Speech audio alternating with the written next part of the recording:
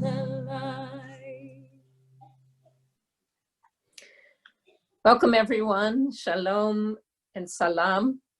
We appreciate you joining us on this evening as we are getting started. I just want to share a little bit of the history of our Unity services and a little information about Zoom. If you are new to Zoom, you will remain muted for most of the service, but we will be sending you into breakout rooms at 3 different times during our worship and learning together. And in the breakout rooms, we ask that you automatically unmute yourself so that you will be able to participate. The point of our Unity services, which have been going on for 1.5 years, is to bring people together from different communities. I'm Rabbi Lucy Dinner, Dr. Nancy Petty, and Imam Abdullah Antepli have joined with us, and the 3 of us together started these services and now have expanded. We have 12 clergy joining us tonight who will all be leading one of our breakout rooms, and we really appreciate this opportunity to expand who we are as a community. One of the things that we ask as part of our resolve is that during this time you really get to know some new people, the people in your breakout room, and to make a connection that can connect you beyond this virtual space with someone new, to make your community deeper through connecting with someone who is beyond your community.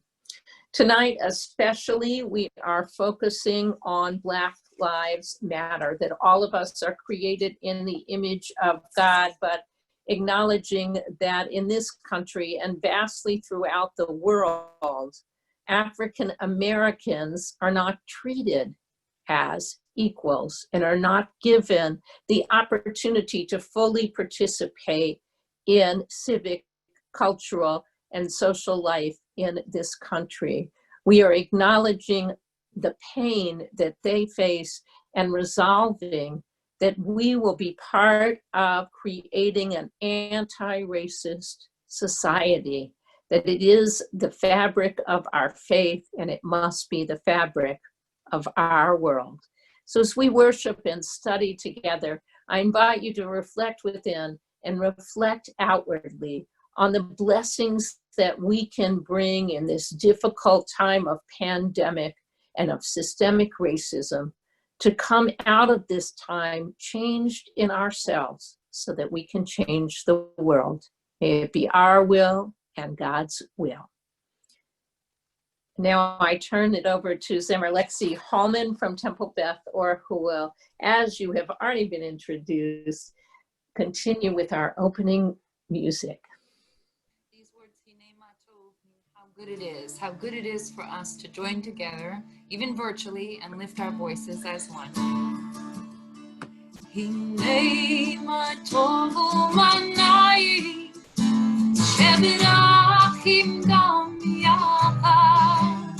Hinei matovu manai, shevirachim gam yachad. Hinei matovu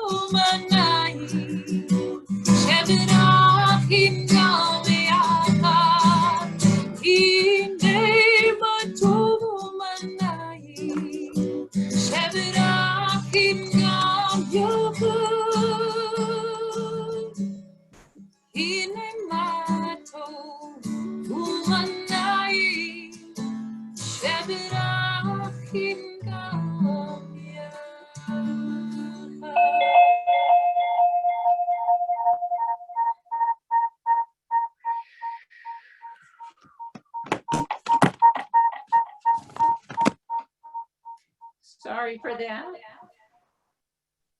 I apologize. We are going to go on now.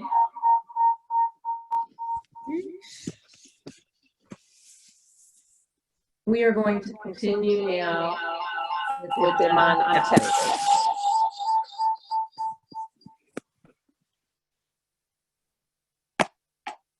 Greetings and assalamu alaikum, peace be upon you all.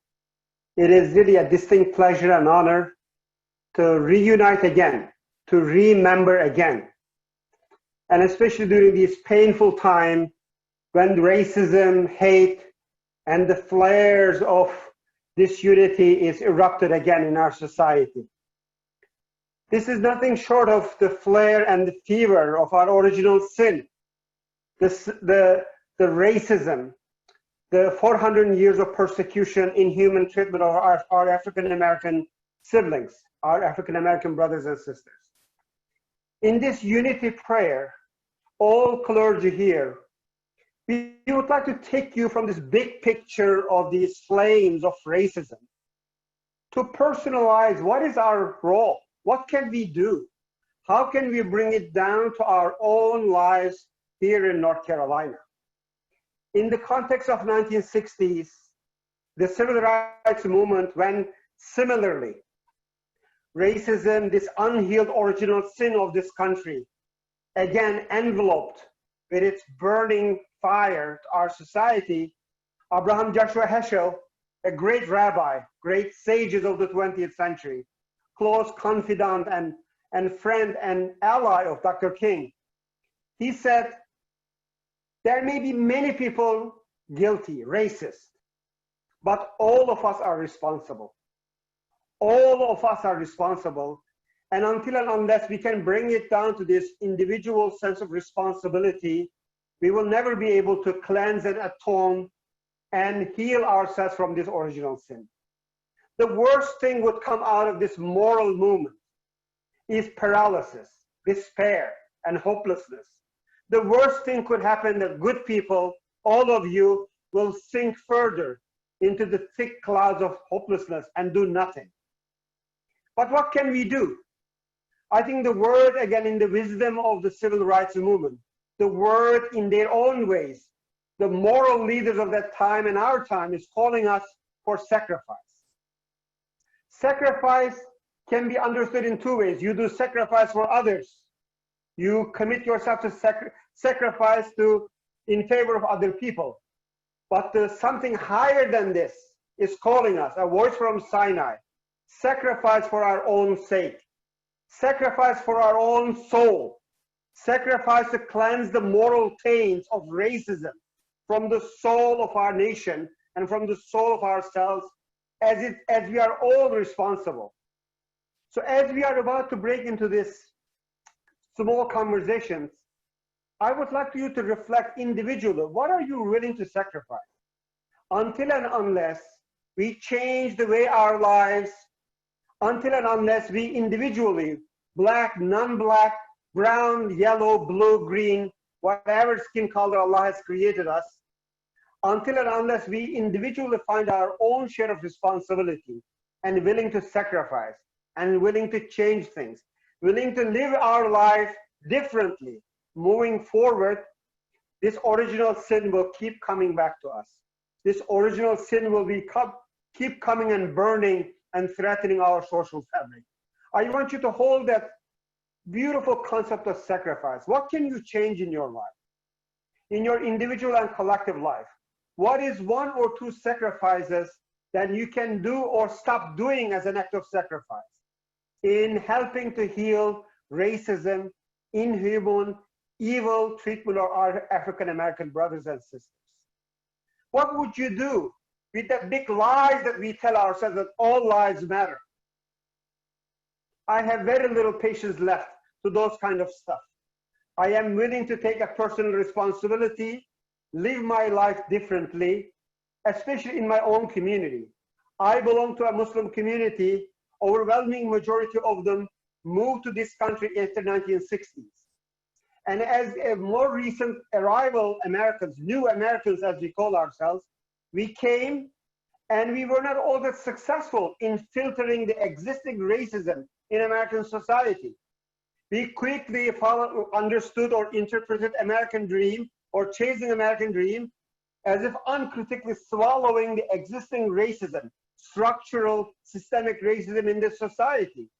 And many members of my community, including myself, we have been infected by already existing racism against our African-American brothers and sisters, already embedded in the movie, education system, art and culture, etc. I am going to sacrifice every financial, intellectual, emotional, and spiritual gift that Allah has given me as an American citizen, and I will change how I use these gifts to filter them through any element of racism, individually in me and in my community. I will take every sacrifice possible. I will sacrifice my reputation.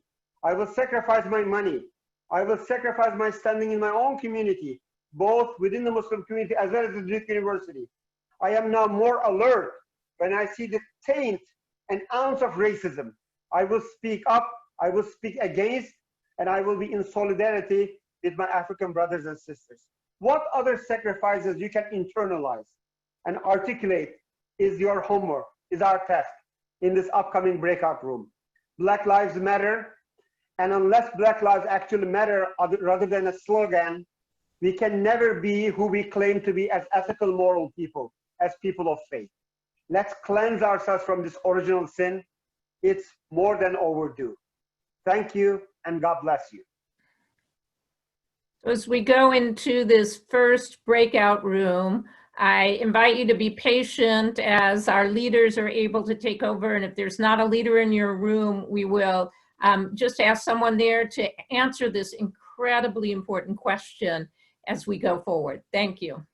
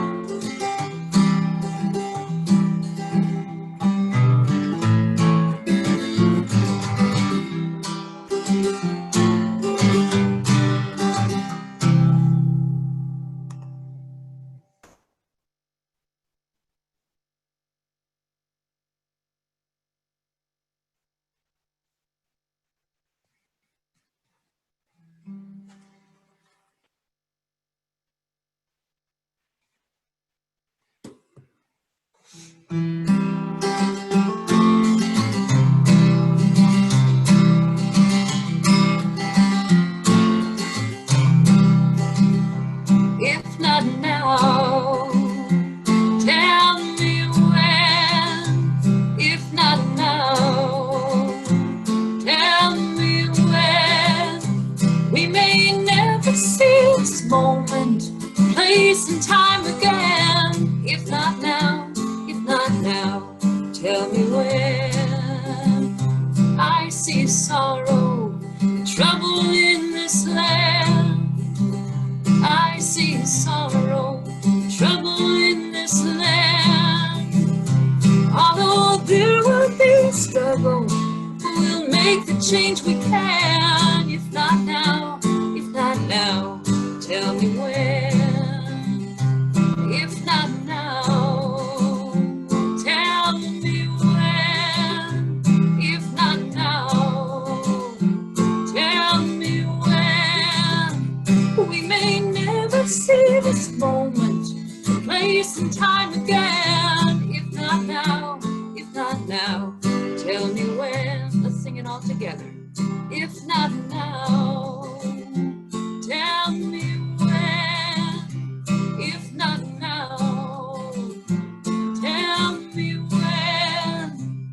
We may never see this moment, place and time again. If not now, tell me when. If not now, tell me when. If not now, tell me when.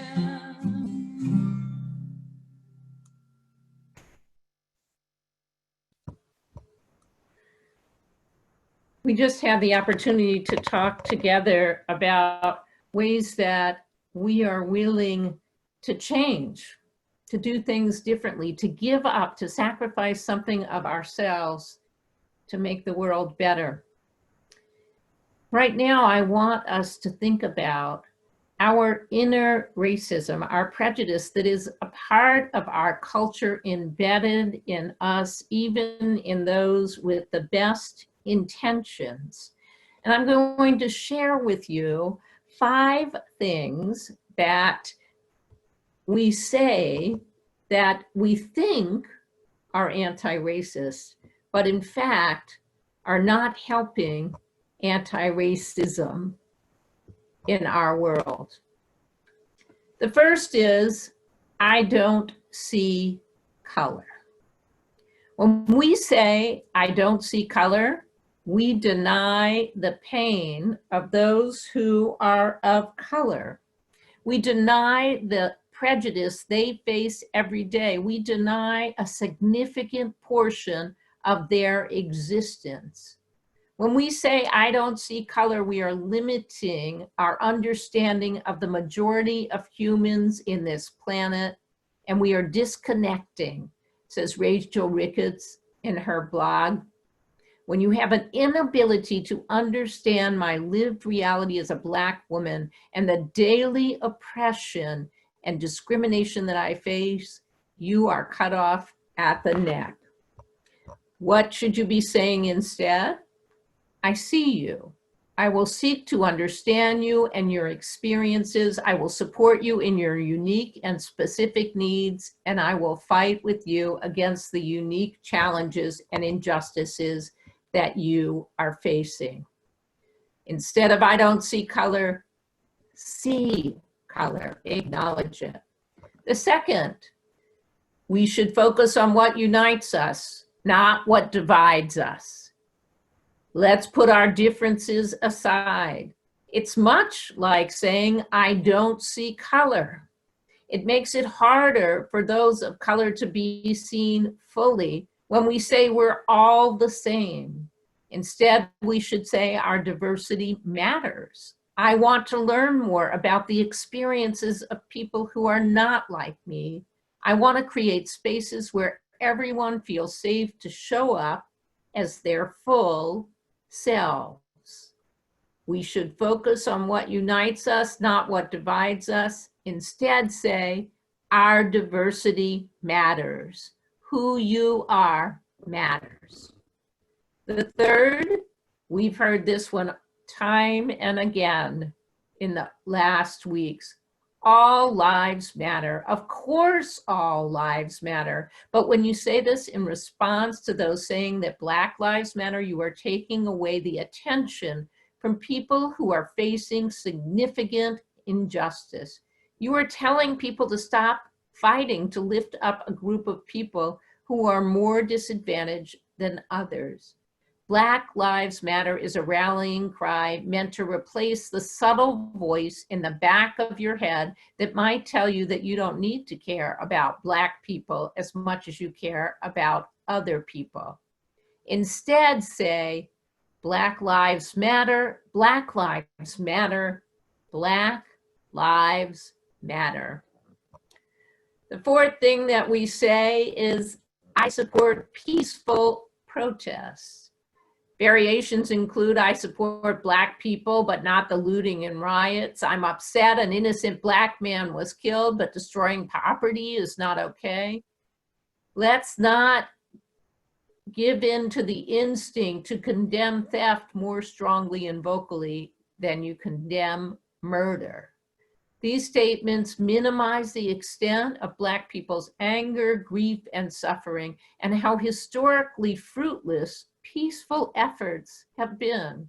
If you can't understand why people would resort to violence, therapist Yolanda Rentiera explained, you're likely never been put in a situation where you feel you have no other choice.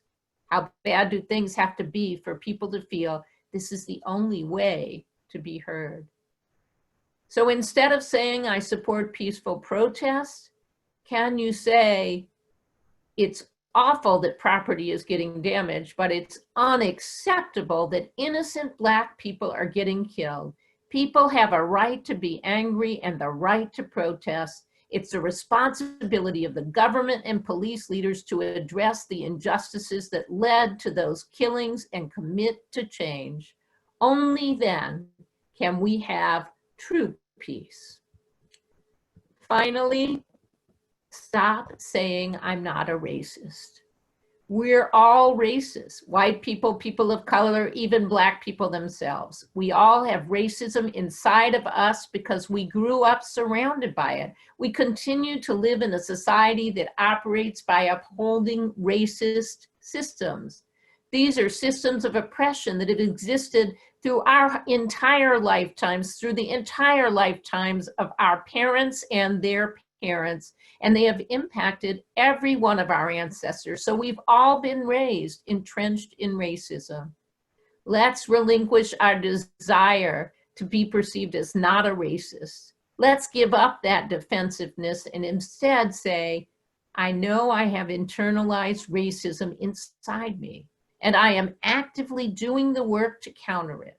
Call me out when I fail, and I will do the work to educate myself and become better. So here again are those 5. I'm not a racist. I support peaceful protests. All lives matter. We should focus on what unites us, not on what divides us. And I don't see color. I'm going to ask you now to go back into breakout rooms and to reflect on the wounds of your own racism. How many times have you said these phrases or those like them? What else might you say? How can we admit our racism that is within us so that we can work on ourselves to improve ourselves and then bring it out into the world?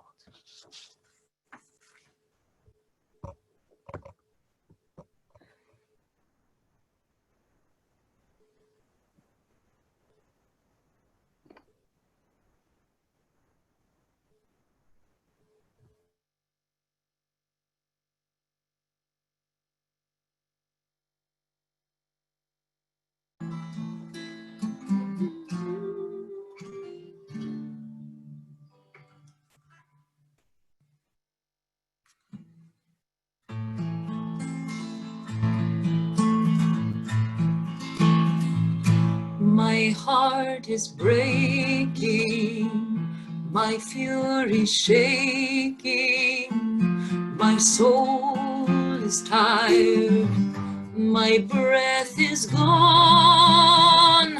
I ask how long, Lord, this evil season, unending pain and tears.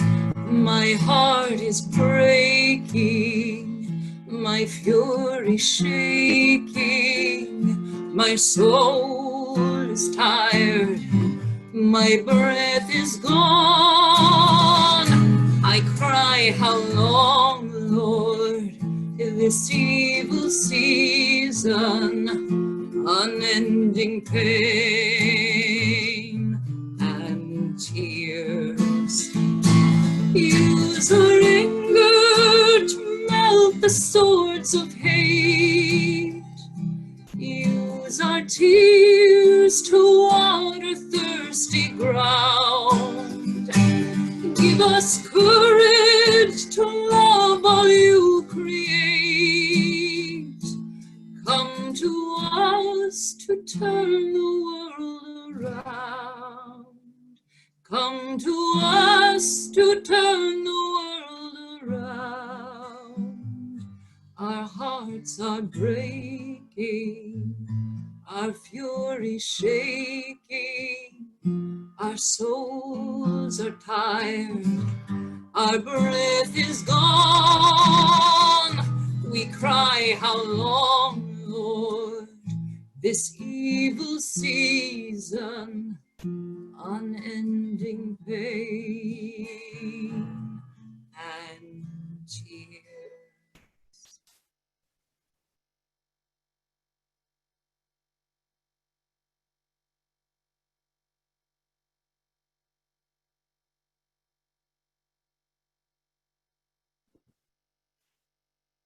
Hello, community. It's good to be with you this evening.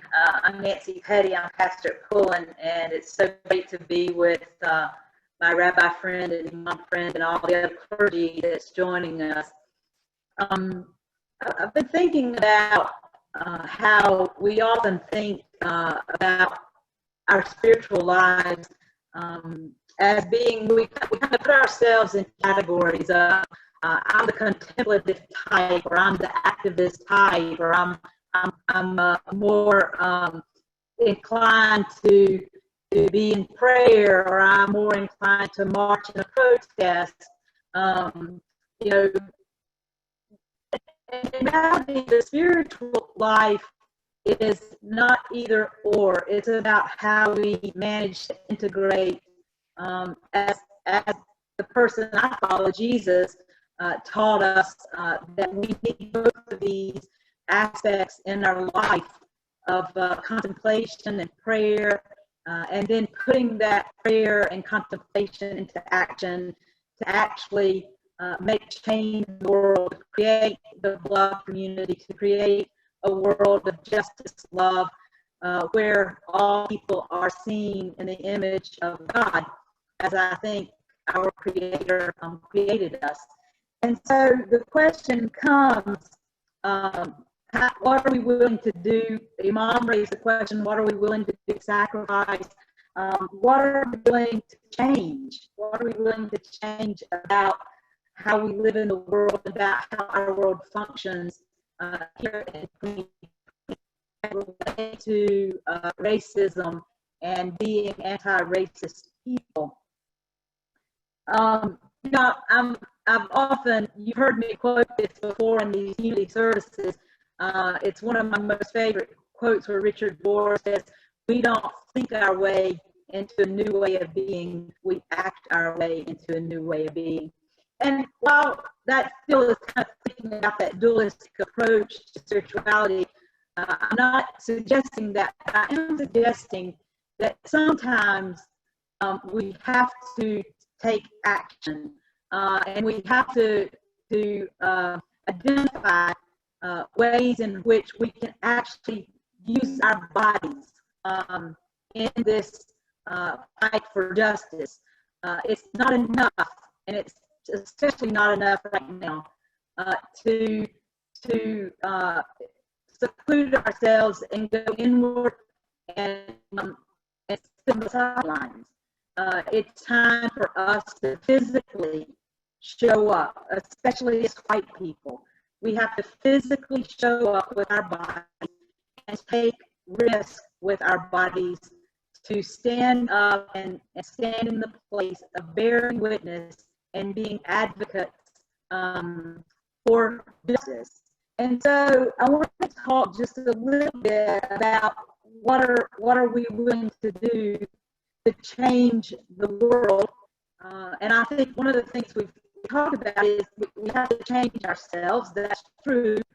We have to think about where we have our own internal biases, racial bias, and we have to do that work. There's so many resources that can help us do that. But we've got to move out of that mode of reading books and looking at resources to actually doing things that our ancestors and brothers are needing for us to show up and do and to bear witness. I did want to mention one thing that I'm sure many of you are aware of it, but Harvard has a racism test. I don't know how many of you are familiar with that, but if you haven't checked that out, it's a great tool to utilize to test yourself on your hidden biases around race. And I think just wanted to throw that out there as a tool that you can use. But beyond that, what are we willing to do in terms of putting our bodies on the line to face the racism in this nation at this moment in time? I really believe that one of the things that as white people particularly, we need to be very aware of where we see interactions in public taking place between Black lives and police officers. I had a situation, as I shared in the sermon this morning, of where I witnessed on Friday an encounter of a Black man and a police officer having a very heated argument. And in those moments, it can raise up this fear inside of us and the biggest reaction to flee. But instead, I stayed and witnessed what was taking place. I wanted to make sure that this Black man was going to be okay and safe. And so I stood to the side and I bore witness to that moment. And when it was over, I engaged the man and asked him if he was okay. And we had an amazing conversation. His name was George. And we had an amazing conversation about how Black men and Black lives are being killed by police in the streets, and the silence oftentimes of white people who don't show up to speak up and speak up against injustice. So I think one of the things that we can do to change the world is, and in turn change ourselves, is we need to start showing up more. We need to take time to take an evening to walk downtown Raleigh and be mindful and aware of the interactions that are happening there, and bear witness to those, and be ready to stand in the place and put our body, our actual physical body, in the place to experience what it means to understand what Black bodies go through 24 hours a day, 7 days a week. And so I think, how can we think about those kinds of actions that we can participate in with ourselves, with our very bodies, to make a difference? I think some other things that we can start thinking about is that we can think about who we do business with. And I think we can start thinking about doing an analysis of our institutions and our family systems. How are we supporting Black-owned businesses in our community? And places where we can do that, we need to be doing that, because what we know is that it's very difficult for Black people in this nation to accumulate wealth. So these are some examples, just a few examples of what we can do to engage our physical bodies in action to counter the racism that is so ingrained, as all people have already said, in our systems. And to think about it, this is the last thing I want to say. You know, we talk about spiritual practices in all of our faiths. We talk about we have spiritual practices. It may be time to think about spiritual practices in a new way. You know, in the Christian faith, we think about spiritual practices as prayer, Bible study, fasting on occasions, these kinds of meditations. Those are all beautiful and important spiritual practices. But I just have to wonder how we need to expand to think about spiritual practices as being places where we actually put our bodies in action, where we advocate and bear witness and stand in the place with our Black and our brothers and sisters. So in our breakout groups now, I think we want to talk about what are some things that you're willing to do to see the change that you want in this world, and what are ways that you can act your way into helping create the kind of world that you want to be, instead of what us often liberal white people do. We study it, we read it, we try to get it all in our head and figure it out. But what are we willing to do with our very bodies to take that risk to maybe practice a different spiritual discipline that moves us into action? So let's go into our breakout rooms, and share conversation about that.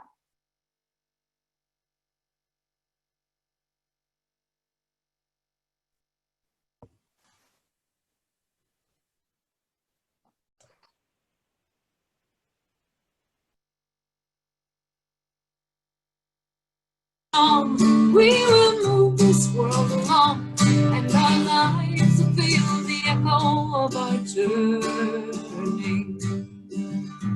Let us sing this song for the healing of the world, that we may heal as one.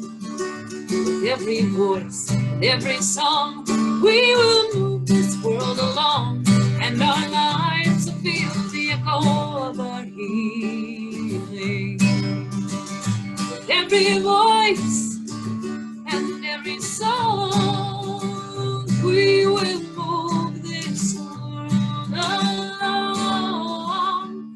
With every voice and every song, we will move this world along, and our lives will feel the echo of our healing, and our lives will feel the echo of our turning.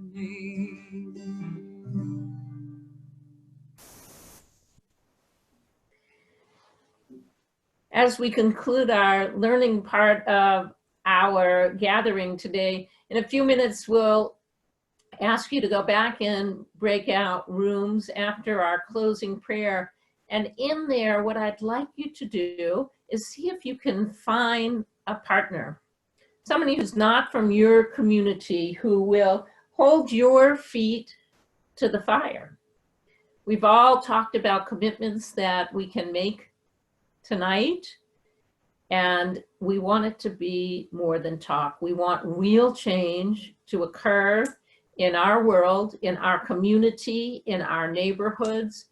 We want to be a part of that change. And if we want to be a part of that change, we have to be accountable to ourselves and to each other. And that's one of the main goals of our Unity services, is to come together to find relationships beyond our comfortable communities and congregations, and then to make those relationships a new part of what it means to be community together.